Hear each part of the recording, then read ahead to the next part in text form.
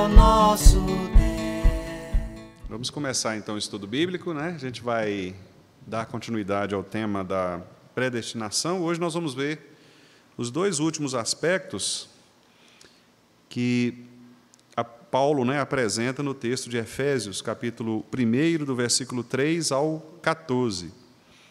Então, nós vamos orar, né, e depois eu vou pedir aos irmãos para nós possamos fazer a leitura desse trecho, Paulo aos Efésios, a partir do versículo 3 até o 14, que é o trecho que nós temos analisado aqui, retirando dele, né, os principais pontos que são destacados aqui pelo pastor Joel Bick, no qual ele apresenta alguns aspectos, né, ou características da eleição divina e também da reprovação, né? Nós estamos falando aos irmãos que a predestinação ela envolve tanto a eleição quanto a reprovação, né? Então, nós vamos orar para depois seguirmos aqui no nosso estudo. Vamos orar então. Senhor nosso Deus, nós te agradecemos, ó Pai, por mais este privilégio que o Senhor nos dá de podermos abrir a Tua Palavra para estudarmos um pouco mais nela e também retirarmos dela, ó Pai, os principais ensinos que o Senhor tem para nós, como igreja, e também para nós como pessoas, como indivíduos, como crentes no Senhor. Nós sabemos que a Tua Palavra é rica, ela é poderosa, eficaz, para nos instruir, nos corrigir, nos educar na justiça, a fim de que nós sejamos maduros, amadurecidos, para realizarmos a obra do Senhor, aquela obra maravilhosa que o Senhor de antemão preparou para que pudéssemos andar nela. Por isso nós te pedimos, ó Deus, que o Senhor nos abençoe nesta noite, abrindo, ó Pai, o nosso entendimento e principalmente o nosso afeto, o nosso coração, para que nós possamos não apenas entender a Tua Palavra, mas também dispor o nosso coração para vivermos crentes na Tua Palavra e colocarmos na prática, por meio de mudança do nosso comportamento, para que possamos, ó Deus, exercitar estas santas doutrinas do Senhor. Abençoe os irmãos que ainda estão por chegar. Obrigado pelos irmãos que já estão aqui. Que o Senhor nos abençoe, falando aos nossos corações. É o que nós te pedimos, no nome de Jesus. Amém. Então, nós vamos abrir, irmãos, o texto, carta de Paulo aos Efésios, capítulo 1. Nós vamos ler do versículo 3 ao 14. Eu vou fazer essa leitura, eu vou pedir aos irmãos que acompanhem, e à medida que eu for fazendo a leitura, eu vou destacando já alguns aspectos aqui para relembrar, né? Principalmente relembrar alguns tópicos que nós já tratamos aqui, ok? Então, voltando, né, lembrando os irmãos de que nós estamos tratando da pergunta número 13 do Catecismo Maior de Westminster, que é a pergunta que trata da eleição de certos homens para a salvação, homens e anjos, né? Bem como também a reprovação da parte de Deus. Então, nós, reformados, entendemos que a predestinação ela não só envolve a eleição para a salvação, mas ela envolve também a condenação, a reprovação para condenar, né? Então, isso é muito importante porque, por exemplo, quando nós pregamos a palavra de Deus, todos nós, né, como crentes, pregamos, testemunhamos a palavra de Deus, nós temos de ter em mente que o nosso trabalho ele não é perdido. Às vezes, por uma cultura muito estatística, né, uma cultura utilitária, às vezes é cobrado da liderança, né, a conversão de pessoas. Então, às vezes, um pastor, por exemplo, ele assume o ministério de uma igreja e aquela igreja não ainda, né, que com todo o trabalho bem feito em termos de ensino, pregação da palavra, métodos, né, de evangelismo, aquela igreja não acrescenta, né, numericamente. E aí, obviamente, isso se torna uma crítica, né? Ah, mas o pastor está aí há tantos anos, não é? Ou então esta equipe de evangelismo, de missões, etc., está aí há tantos anos, e nós não vemos ninguém novo na igreja, alguma coisa está errada, né? Então a gente começa a questionar a partir dos números. Os números são importantes? Claro que são. Nós não podemos também usar o argumento contrário. Às vezes a gente, até por boa vontade, né, de boa intenção, fala assim: não, Deus quer qualidade, Ele não quer quantidade. Esse não é um argumento muito correto, né, biblicamente. Porque se você olhar, por exemplo, a parábola do semeador, ali Jesus ensina as duas coisas, né? Jesus ensina o número e a qualidade. Jesus diz o seguinte, que nós temos que lançar a semente, a boa palavra, e a palavra que cair no solo preparado por Ele, ela vai frutificar, a 30, a 60 e a 100 por um, né? Então, é muito importante, porque ali Jesus fala tanto da qualidade da semente do coração, né, onde a semente cai e, por isso, frutifica, mas também do número. Então, igrejas que pregam a palavra corretamente, mas que não têm crescido numericamente, elas devem, sim, passar por um autoexame e verificar, será por quê? Será o que está acontecendo? Será que é realmente porque Deus não quer nos dar um crescimento numérico? Ou há outros problemas? Será que é uma igreja que, por exemplo, tem pecados não tratados, e esses pecados têm trazido essa depressão, né, espiritual para a igreja? Ou será que o método que está sendo utilizado é um método errado, é um método que Deus não ordena na sua palavra, o método de evangelização ou de discipulado? Será que a pregação da palavra, embora aparentemente bíblica, ela é uma pregação desvirtuada da verdadeira palavra do Senhor? Então, quer dizer, nós vamos questionar, né? E há muitos bons materiais, inclusive, que nos ajudam a fazer esse tipo de questionamento, né? Por que a nossa igreja não está crescendo? Agora, pode ser que nós não consigamos identificar nenhum dessas situações e a resposta seja simplesmente uma: Deus não quer dar o crescimento numérico nesse período, nesse tempo, nessa época. Isso pode acontecer, né? Pode acontecer. Então, por isso eu estava dizendo, né, para os irmãos que estão chegando agora, eu estava dizendo o seguinte, que a pregação da palavra, ela cumprirá sempre o propósito. Qual? 2 propósitos: o de salvar os eleitos e o de condenar os ímpios. Então, por isso que lá em Isaías, o que é que nós lemos lá? A palavra de Deus não voltará vazia, cumprirá o que me apraz. Então, quando o profeta diz isso, o que ele está querendo dizer é o seguinte, é que a palavra de Deus nunca será infrutífera.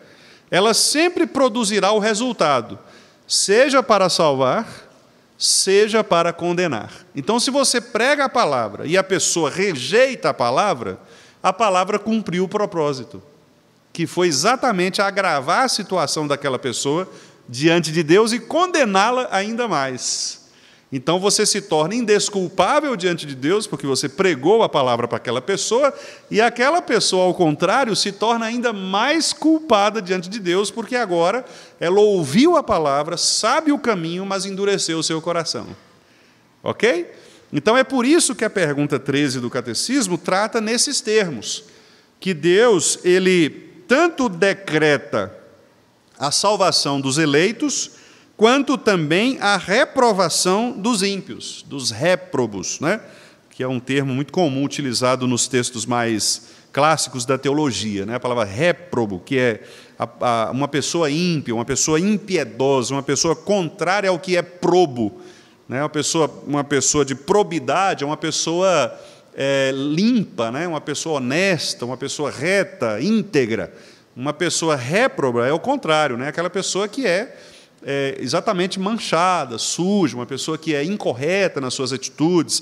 Então, o réprobo é o ímpio, é aquele que que se coloca como aquele que é condenado por Deus. Ok, irmãos? Então, eu fiz esse preâmbulo aqui, até para os irmãos que, né, estão chegando.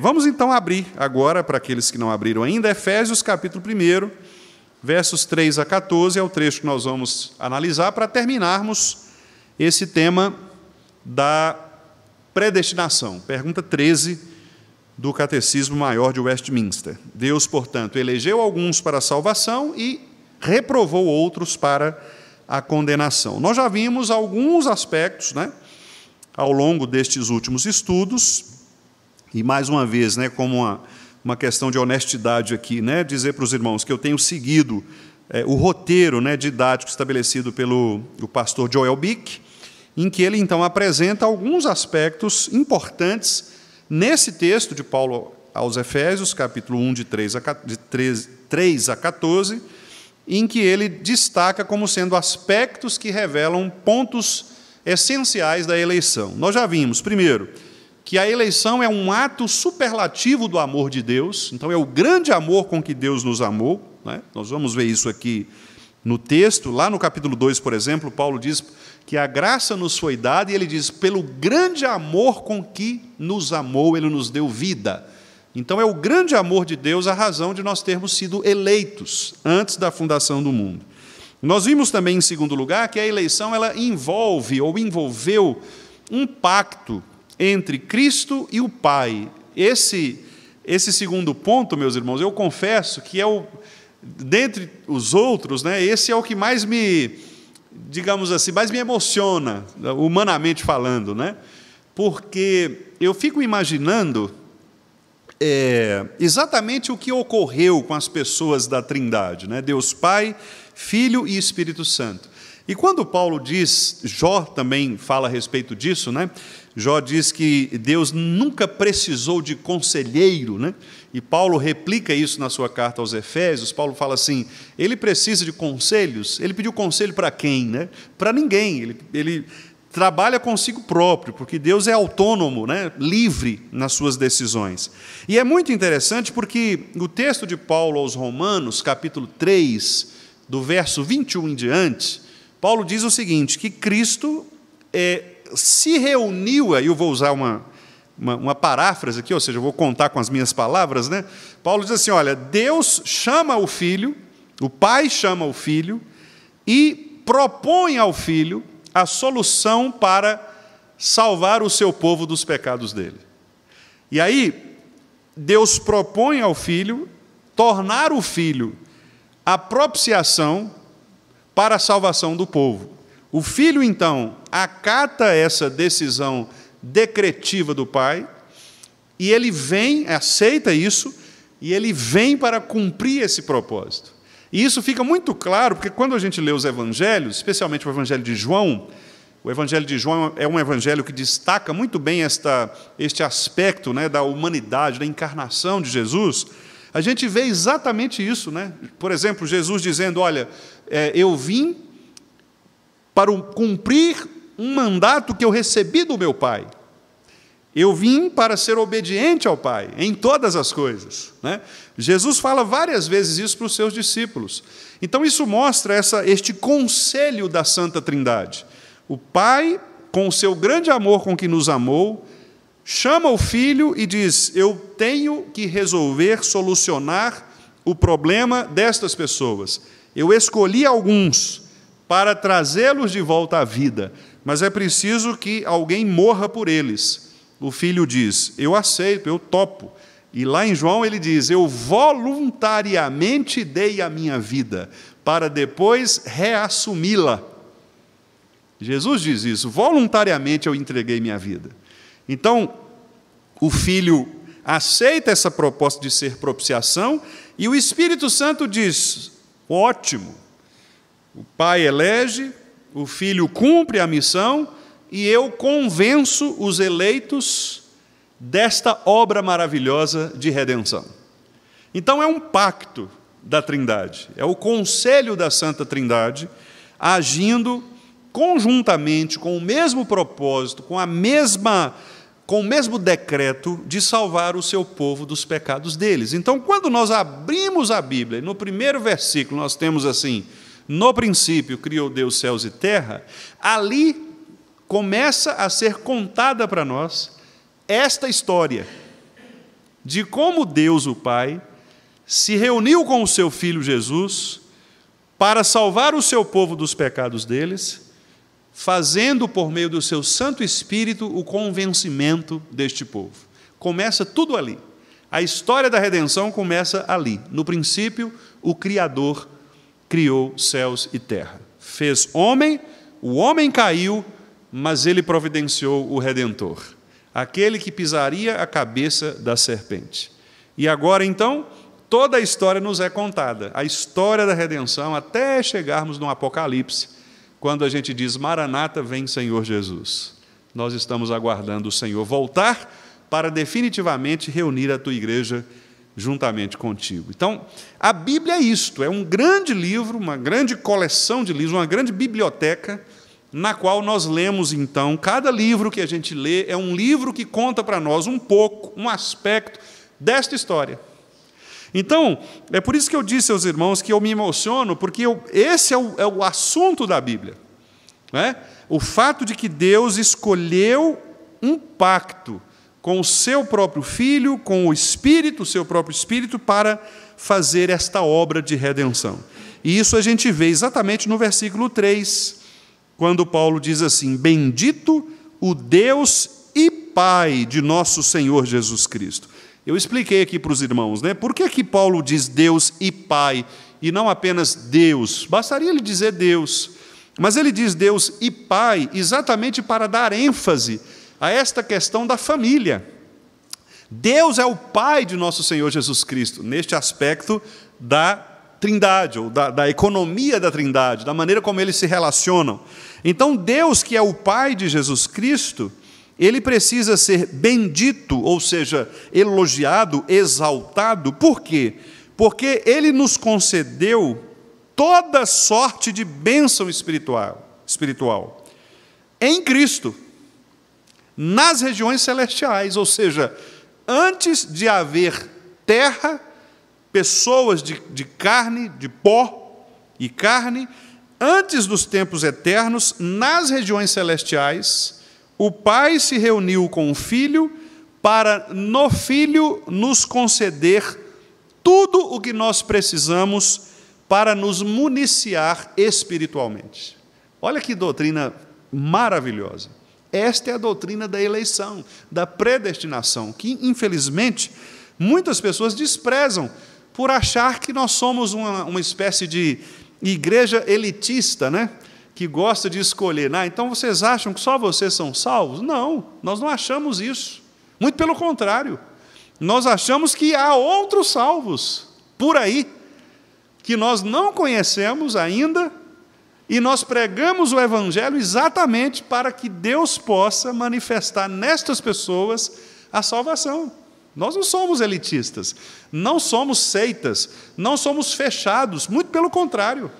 Nós não achamos que só existem 144 mil que ocuparão um espaço especial, não. Nós, pelo contrário, nós entendemos, confessamos que Deus chamará de toda tribo, povo, língua, nação, aqueles que Ele, antes dos tempos eternos, salvou em Cristo Jesus. Então, esse é o segundo ponto, não é, que nós vimos. Primeiro, o amor superlativo de Deus, o grande amor com que nos amou.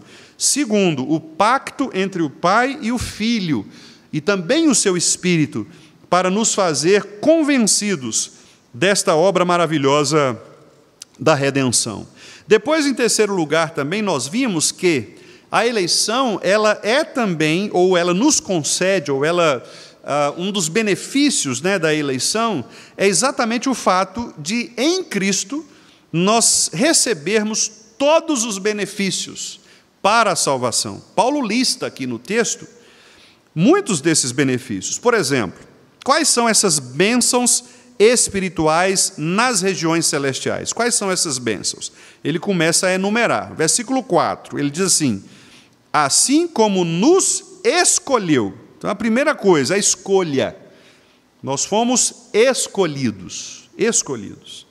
Segundo, 5, nos predestinou. Então, Deus nos escolhe e Ele destina antecipadamente, predestina o nosso caminho, a nossa história.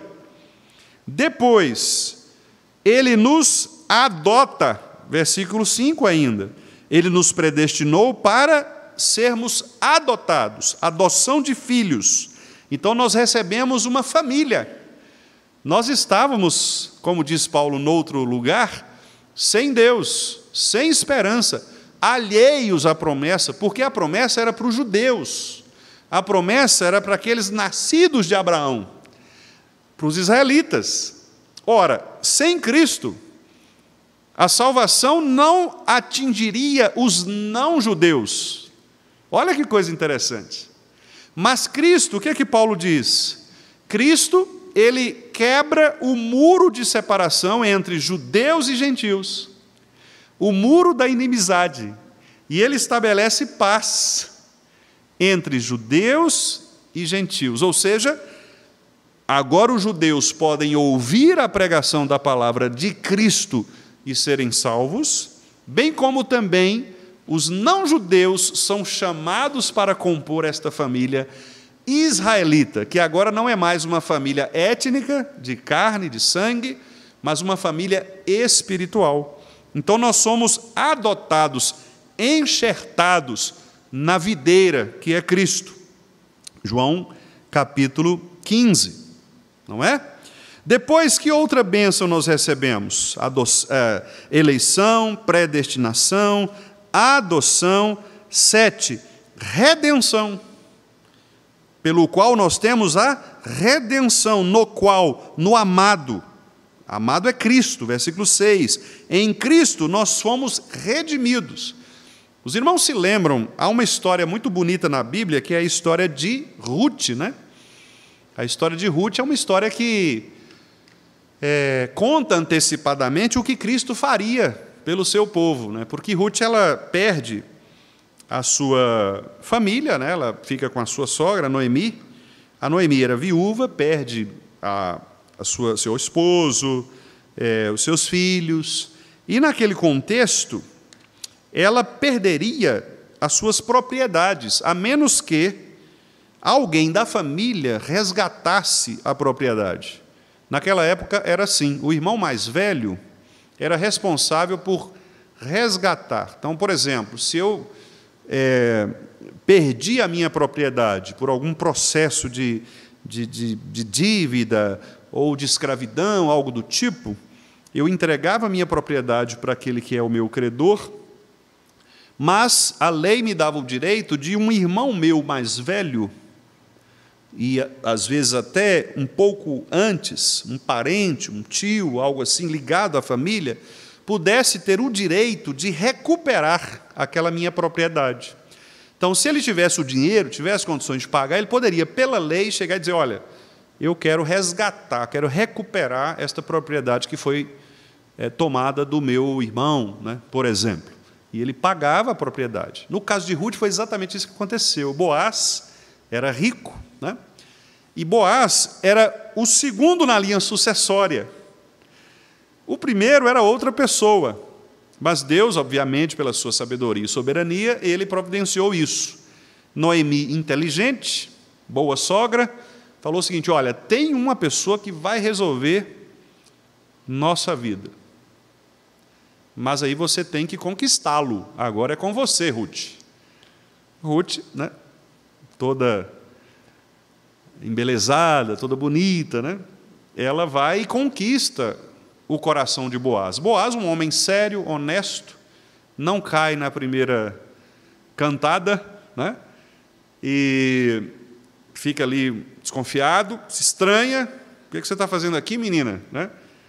E aí a história nos mostra que Ruth leva até Boaz a demanda: olha, aconteceu isso, eu preciso disso, tal. E Deus, obviamente, providenciando tudo isso. Boaz, honesto, vai ao resgatador anterior, pergunta: você tem interesse? Não, não tem interesse, não. Boaz: então eu vou resgatar. Ele vai e resgata a propriedade. E agora ele assume, né, Ruth como sua esposa, e ele resgata a propriedade que era da família de Noemi, consequentemente da família de Ruth. Então ali é uma antecipação do que Cristo faria. O que Cristo fez? Ele fez exatamente isto. Nós estávamos condenados a uma dívida impagável, nós não tínhamos como pagar, o nosso irmão mais velho, Cristo, resgata o nosso lugar de direito, porque nós fomos adotados pelo Pai de Jesus Cristo. Mas a nossa dívida era impagável. Então, o nosso irmão resgatador deveria pagar a dívida por nós e resgatar o direito, a herança da família. Ele resgata a herança da família, Paulo diz em Gálatas, rasga o escrito de dívida que havia contra nós, nos traz de volta para a família, certo? E se torna, então, o resgatador. É isto que a Bíblia chama de redenção. Redimir é isso.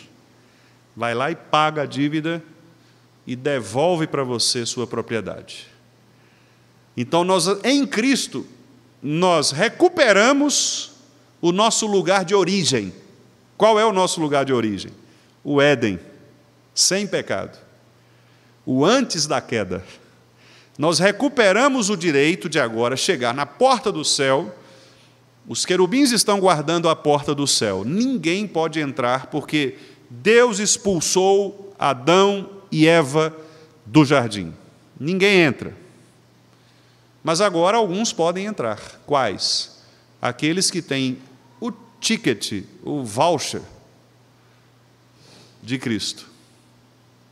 Certo? Você chega e diz assim: meu nome está aí, no santo livro. O querubim olha, confere, está mesmo, pode entrar. É assim que funciona. Cristo nos dá de novo o direito de voltar ao paraíso. Então, é isso que significa redenção. É um presente que nós ganhamos, versículo 7, no qual temos a redenção, pelo seu sangue, o sangue de Cristo, a remissão dos pecados. O que é remissão? É exatamente quando você aniquila, né? Esse substantivo é muito usado na ciência médica para falar, por exemplo, de um tumor. Você fala assim, a remissão do tumor ou a remissão do câncer. O que é isso? É quando uma pessoa ela tinha um tumor, um câncer, algo assim, e ele, por meio do tratamento, ele regride, diminui de tamanho, né? Então você fala, houve uma remissão. Então, remissão é diminuir completamente. Quando, então, o Paulo diz que nós somos redimidos, ou a remissão dos pecados, significa que os pecados foram jogados em Jesus Cristo e foram absolutamente consumidos por Jesus Cristo. Não há um cabelo de pecado sequer que nos acuse diante de Deus. Aí você pode pensar, mas nós ainda pecamos, pastor. Sim, pecamos, mas os nossos pecados hoje já não são mais contabilizados como impedimento para entrarmos no céu. Vou explicar, né? Para não parecer que nós estamos pregando um antinomismo, ou seja, posso viver de qualquer jeito, pecar que eu vou para o céu. Não. E esse é exatamente o ponto que nós vamos falar agora, daqui a pouquinho, para finalizar esse tema da predestinação, que é a relação entre eleição e santificação. Então, guarda um pouquinho aí que eu vou falar sobre isso. Nós fomos escolhidos, predestinados, adotados, redimidos, e, finalmente, diz o texto, lá na frente, nós fomos também, versículo 13, nós fomos selados. Nós recebemos o selo. O selo, os irmãos sabem, né? Todo selo. Hoje, por exemplo, eu fui reconhecer firma no cartório, né? O que o atendente do cartório faz? Ele coloca um selo do cartório, né? Ele prega lá um papel, carimba e assina. Naquela época, o selo real era às vezes, né, alguns dos imperadores e dos reis usavam até o próprio sangue para selar os documentos, né? Então, às vezes, era o anel do próprio governante, do imperador, que batia sobre aquele documento, sobre aquele papiro, né, e registrava aquele documento. Ou seja, ele tinha um valor real, né, um valor que não podia ser questionado, é o selo. A ideia aqui, Paulo usa o mesmo termo que era usado lá, para dizer o seguinte: olha, nós recebemos um carimbo, uma marca, um selo do rei. Então não há como você perder esta dignidade, porque ela não é sua. Ela foi dada a você, é um direito adquirido, você nunca perde. Você não perde, é um direito adquirido. Você não fez por merecer, mas você recebeu como herança. É seu. É seu. A herança você recebe e é sua. É um direito adquirido, né? Então nós somos selados pelo Santo Espírito, diz o texto, né? Com o Santo Espírito da promessa. E esse Santo Espírito, neste selo, é o penhor. O que é um penhor? É uma garantia. Então nós temos a garantia dada pelo próprio Espírito Santo de Deus de que nós somos filhos de Deus.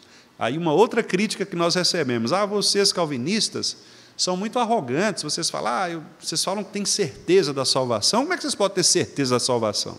Bom, esta é uma resposta bíblica. Eu tenho certeza da salvação porque o Espírito Santo de Deus testifica com o meu espírito que eu sou filho de Deus.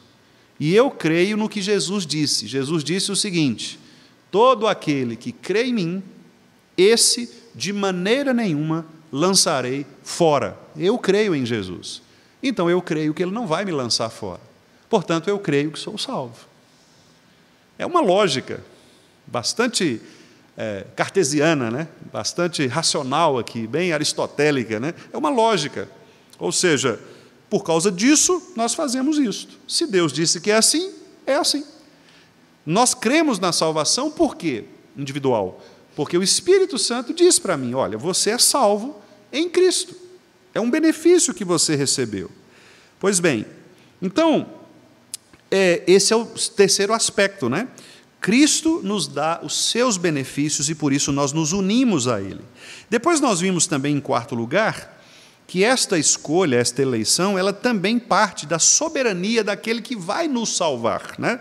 Ou seja, é uma consequência deste ponto anterior. Porque Paulo diz: aquele que começou a boa obra há de completá-la. Então não fique com medo de você perder a salvação no meio do caminho, porque não foi você que começou, foi Deus. Ele que escolheu, Ele que predestinou, Ele que adotou, Ele que redimiu, Ele que selou. Então, se você não fez nada para ser salvo, não se preocupe, você não vai fazer também algo para não ser salvo. Não há como perder esta eleição. Daí é uma outra doutrina, também somos questionados por isso, que é a doutrina da perseverança dos santos. Os arminianos dizem: não, o crente pode perder a salvação, o crente pode, entre aspas, cair da graça. Nós dizemos, absolutamente, porque não começou comigo, não fui eu quem iniciou o processo, foi Deus. E se Deus iniciou, Ele é infalível. Deus não pode falhar. Portanto, se Ele me disse: você é meu filho, eu hoje te gerei e eu vou levar você para o céu, finalmente, eu creio nisso. Eu não vou perder a salvação. Ele vai me levar para o céu, Ele vai garantir a minha salvação até o fim. Até o fim. Porque foi Ele quem disse, não sou eu quem digo. Depois, em quinto lugar, agora é então quando nós relacionamos santidade e eleição. Porque até aqui, ótimo, mas agora vem aquela pergunta, né? Mas, pastor, e aquelas pessoas que se dizem eleitas, se dizem salvas, mas vivem uma vida contrária a isso? Ou seja, uma pessoa que não tem compromisso com Deus, uma pessoa que vive, às vezes, pecando. Viver pecando, meus irmãos, não quer dizer pecar ocasionalmente. Todos nós pecamos todos os dias. Todos nós pecamos todos os dias. Nós pecamos em pensamento, pecamos por omissão, que é deixar de fazer aquilo que Deus ordena que façamos. Pecamos por comissão, que é fazer algo contrário à palavra de Deus. Ou seja, nós pecamos sempre por pensamento, por palavra, por obra. Não há quem não peque, né? Nós não passamos um dia sem pecar. Por isso nós temos que pedir perdão a Deus todos os dias e vigiar a nossa vida todos os dias. Mas isso é diferente daquela pessoa que vive na prática do pecado, ou seja, ela elege alguns vícios, ela elege alguns pecados, e esses pecados dominam o coração dessa pessoa. Então, por exemplo, uma pessoa que é irascível, estupim curto, e é assim sempre, e inclusive diz, não, eu sou assim, nasci assim, vou morrer assim. Alguns dizem que é a síndrome da Gabriela, né? Eu nasci assim, eu vou morrer assim. Ah, pau que nasce torto, morre torto. Não tem um negócio assim? Papagaio velho não aprende a falar. Tem uns negócios ditados que mostram o quê? A pessoa é assim e acabou. Não, isso não existe na vida cristã. Na vida cristã, aquele que pecava não peca mais, aquele que roubava não rouba mais, aquele que mentia não mente mais. Na vida cristã há transformação. Então, não há pecados cultivados no coração daqueles que são transformados de novo. E é por isso que Paulo coloca por 3 vezes nesse texto esta ideia. Veja, primeiro versículo 4, né? Assim como nos escolheu nele, antes da fundação do mundo, para quê? Para sermos santos e irrepreensíveis perante ele. Santos e irrepreensíveis perante ele. Então, aqui nós percebemos, primeiramente, que a eleição divina, ela envolve também a santidade cristã. Então, Deus não nos escolheu para vivermos a vida que a gente quer viver. Deus nos escolheu para sermos separados, distintos, para estarmos noutro patamar, para sermos considerados e colocados num lugar que só o povo de Deus pode estar. Nós somos diferentes, irmãos. Somos diferentes. Sim, isso não deve dar a nós nenhum tipo de soberba, de orgulho, de arrogância, para dizer, obrigado, Senhor, porque eu sou melhor do que fulano, como aquele fariseu da oração. Mas isso deve nos dar, pelo contrário, o peso da glória sobre nós, para dizer, meu Deus, eu estava condenado ao inferno, morto, o Senhor me tirou de lá, para que eu possa testemunhar a luz do Senhor, tenha misericórdia de mim e não permita que eu manche o brilho de tua glória. É exatamente o oposto, é a humildade, a humilhação de nós percebermos que Cristo, nós recebemos de Cristo por mandato do Pai, a condição de sermos pessoas distintas. Nós não podemos viver como vivem os gentios. E por isso Paulo fala, antes, outrora, vocês viviam como filhos da desobediência, viviam como o curso deste mundo, mas agora não. Agora não. Agora vocês precisam, Pedro diz, considerar a eleição de vocês, a vocação de vocês, e viver, Paulo, de um modo digno do Evangelho. Ou seja, a Bíblia, meus irmãos, em muitos lugares, e eu estou citando apenas aqui de cabeça, né, esses textos, mas em muitos lugares nos exorta quanto à santidade de vida. Sede santos, porque eu sou santo. Portanto, a santidade é o status que nós adquirimos em Cristo.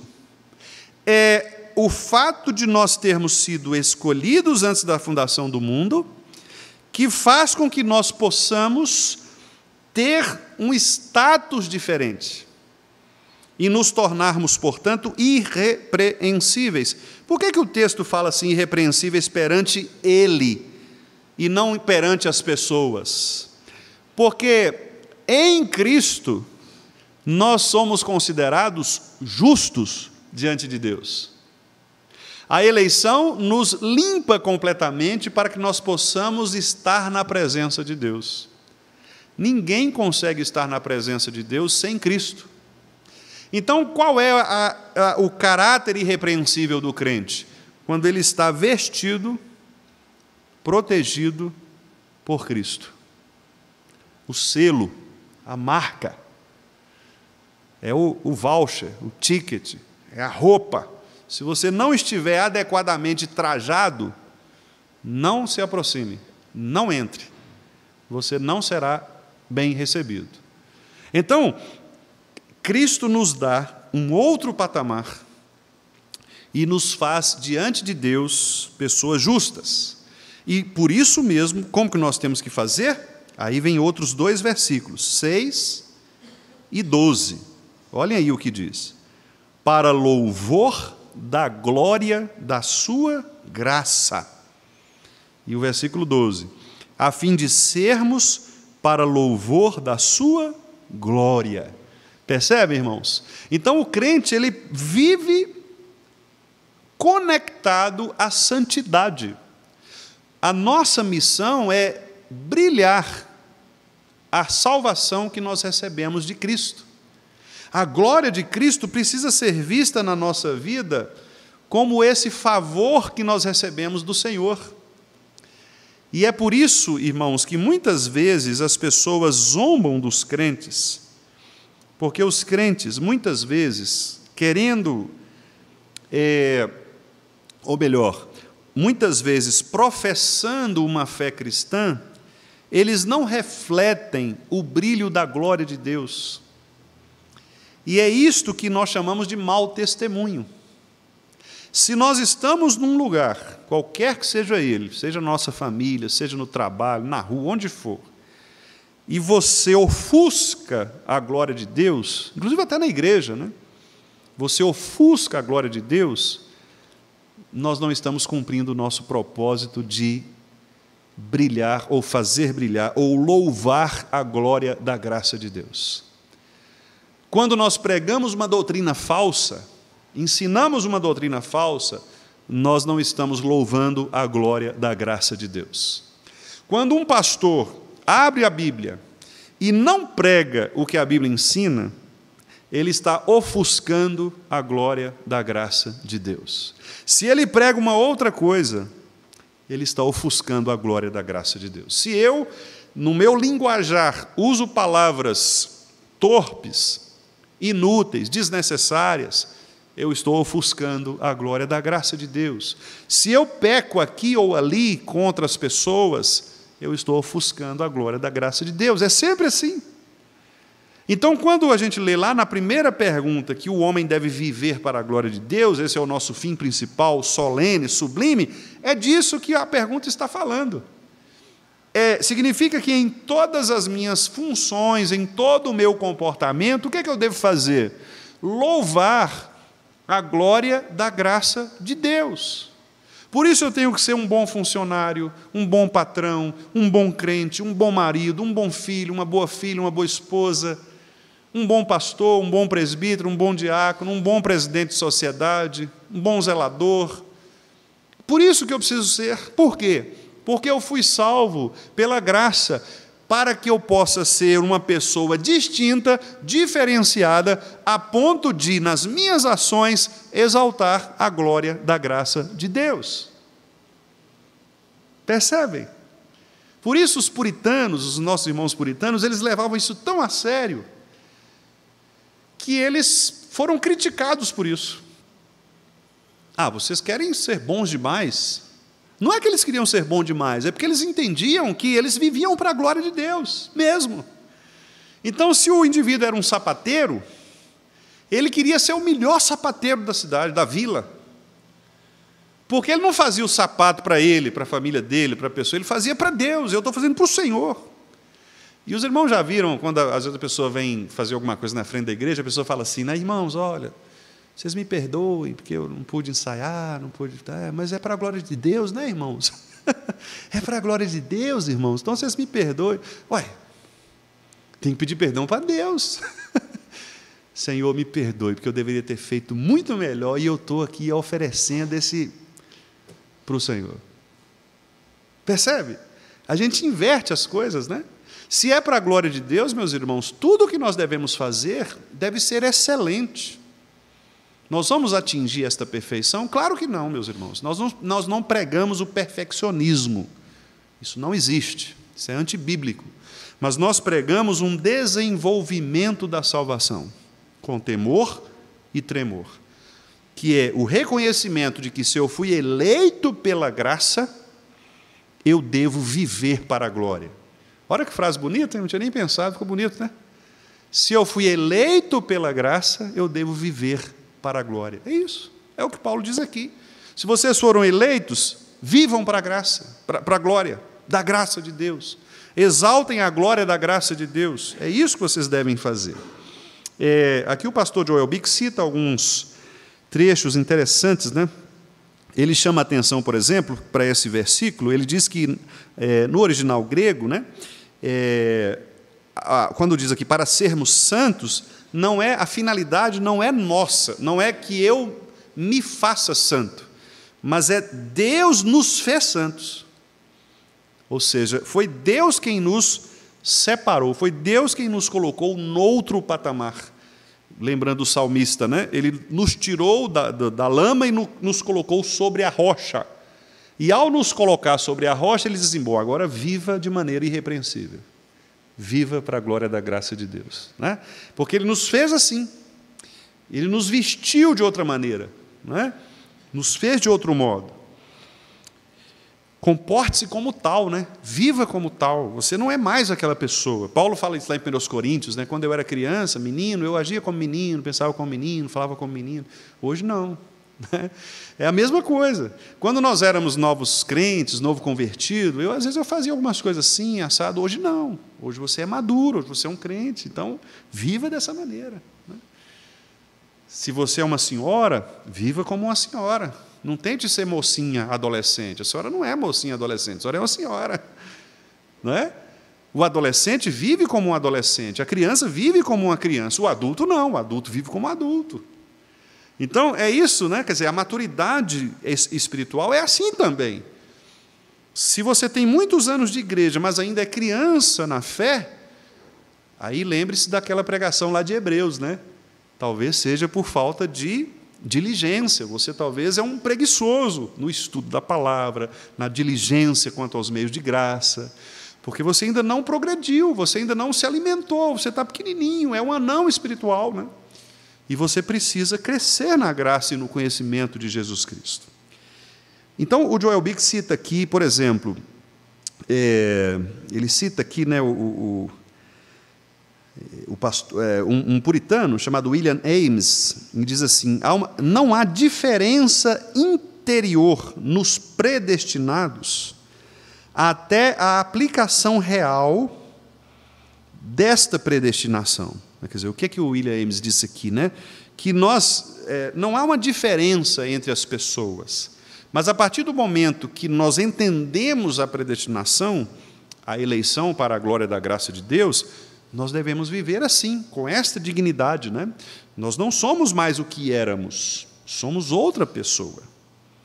Bom, e finalmente, irmãos, para encerrar, eu já praticamente disse, né, mas eu quero fechar com essa ideia, que é exatamente o louvor da glória da graça. Né? Então, nós vivemos uma vida de santidade e, finalmente, a eleição visa ou nos leva a glorificar a Deus, como nós lemos lá na primeira pergunta.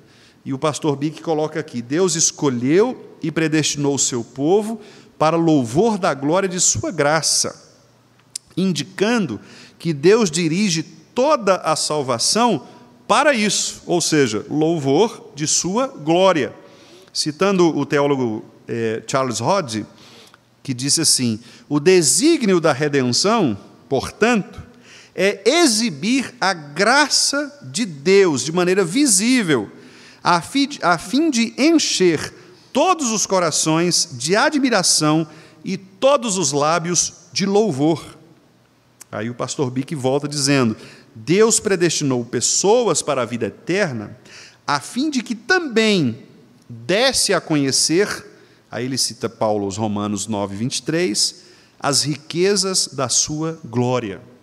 Cristo é o nosso modelo, líder, pois louvou a Deus por sua soberana distribuição da graça a quem quisesse. A doutrina da predestinação, portanto, demonstra especialmente a glória da graça de Deus. A eleição destaca o caráter absolutamente gracioso dessa salvação. Muitos em Israel procuraram edificar a sua justiça sobre as suas próprias obras, guardando a lei. Cristo foi recebido apenas por um remanescente, segundo a eleição da graça. E por isso Paulo conclui: e, se é pela graça, já não é pelas obras. Do contrário, a graça já não é graça. E também, Deus escolheu as coisas loucas do mundo para envergonhar os sábios, e escolheu as coisas fracas do mundo para envergonhar as fortes. 1 Coríntios 1, 27. Aí o pastor Bick pergunta: por que Deus fez isso? E aí ele responde a partir do texto de 1 Coríntios 1, versículo 29. A fim de que ninguém se vanglorie na presença de Deus. E a última frase dele é: tudo é de graça. Tudo é de graça. E, meus irmãos, isto é a predestinação. Nós fomos, então, escolhidos antes dos tempos eternos, fomos predestinados para sermos filhos, portanto, adotados. Ao sermos adotados, nós fomos redimidos, resgatados e, finalmente, selados, para que nós recebamos a salvação integralmente e, por meio desta salvação, nós possamos honrar, louvar a glória da graça de Deus. É uma história belíssima, não é verdade? Uma linda história contada pela palavra do Senhor. Os teólogos chamam isto de ordus, ou ordo salutis, que em latim é ordem da salvação, né? Elegeu, predestinou, é uma ordem, né? A chamada ordem da salvação, ordo salutis. Esta ordem da salvação, Deus fez tudo de maneira orgânica, harmônica, organizada, para prover a salvação para os seus filhos, para os seus eleitos. E é por isso que nós podemos, então, ter a certeza de que Deus não nos abandonará no meio do caminho. Porque foi Jesus quem disse, né? Aquele que vier a mim, de modo algum o lançarei fora. Quem crê em mim tem a vida eterna. Tem a vida eterna. Então, esta é a beleza da predestinação. E quando os irmãos ouvirem, portanto, críticas, né, ou comentários a respeito disso, sobre predestinação, não se assustem, porque as pessoas que não conhecem, de fato, elas vão se assustar, porque o homem natural, ele quer sempre ser protagonista, ele quer sempre fazer alguma coisa para merecer. O homem eleito não, ele sabe que ele não pode fazer nada para merecer. Tudo é de graça e pela graça. Então, quando nós entendemos isto, nós louvamos o Senhor por esta maravilha que Ele fez de nos escolher antes da fundação do mundo, para nos tornar seus filhos, a fim de que nós pudéssemos, então, exaltar a glória de sua graça. Amém, meus irmãos? Uma história belíssima, né? Que deve ser contada por nós todos os dias. E, aliás, é isto que nós devemos dizer às pessoas ao pregarmos o Evangelho. Você sabia que Deus me escolheu, me elegeu, me predestinou, me tornou filho dele? Você sabia disso? Essa é a história, né, que nós deveríamos contar às pessoas, para que elas também pudessem pensar a respeito de suas próprias almas. Alguma pergunta, irmãos? Comentário?